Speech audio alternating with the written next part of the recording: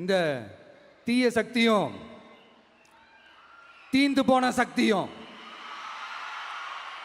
அதாங்க திமுகவும் மற்றும் பலரும் ஒன்னா சேர்ந்துக்கிட்டு திருட்டுத்தனமா யாருக்கும் தெரியாம ஒரு ஓரமா மூலையில உட்கார்ந்துட்டு பேரம் பேசி கூட்டு சேர்ந்து ஆட்சி அமைச்சு கொள்ளையடிக்க திட்டம் போட்டாங்க. அது ஏன் தெரியுமா?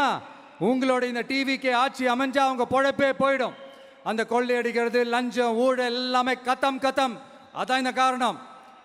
அடுத்து ஸ்டாலின் சார், திமுக இப்போ தீய சக்தி மட்டும் இல்ல, மக்களை விட்டு ரொம்ப தூரமா போன தூர சக்தி, ஓர சக்தி, கோர சக்தி, பார சக்தி. நீங்க எப்போ இந்த தீந்து போன சக்தியோட நீங்க கூட்டு சேர்ந்துக்கிட்டு ஆட்சி அமைக்கணும்னு நினைச்சீங்களோ அப்பவே இந்த திமுக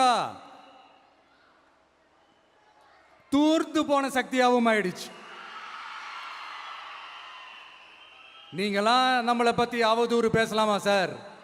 இது நியாயமா? மக்களை இவ்வளவு பெரிய மக்கள் சக்தி நம்மளோடு இருக்கும் போது நமக்கு எதுக்கு வேற அரசியல்? எலெக்ஷன்ல 50-60 வருஷமா இருந்த சாதிய உடைச்சிருக்கிறோம், மதத்தை உடைச்சிருக்கிறோம், காசு கொடுத்து ஓட்டு வாங்கறத உடைச்சிருக்கிறோம். நாம எது செஞ்சாலும் கான்ஸ்டிடியூஷன்ல தான் செய்வோம். நாம சிங்கிள் மெஜாரிட்டி வாங்கி இருந்தாலும் நம்மளை நம்பி முறையா கூட்டணியில கட்சியில ஆதரிக்க வர்றவங்களை அரவணைச்சு தான் இருப்போம். நான் இப்பவும் மீண்டும் டிக்ளேர் பண்றேன், டிவிகே ஆட்சி எந்த பாகுபாடும் இல்லாம எல்லாருக்குமான ஒரு ஆட்சியா தான் இருக்கும். அதுல எந்த மாற்றமும் கிடையாது. ஸ்டாலின் சார் மாதிரி ஊசலாட்டம் இருக்கவே இருக்காது.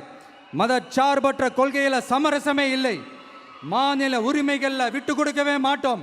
நதி நீர் உரிமைகளை விட்டு கொடுக்கவே மாட்டோம். சமூக நீதி, சமத்துவ நீதியை ஒரு நாளும் விட்டு கொடுக்கவே மாட்டோம்.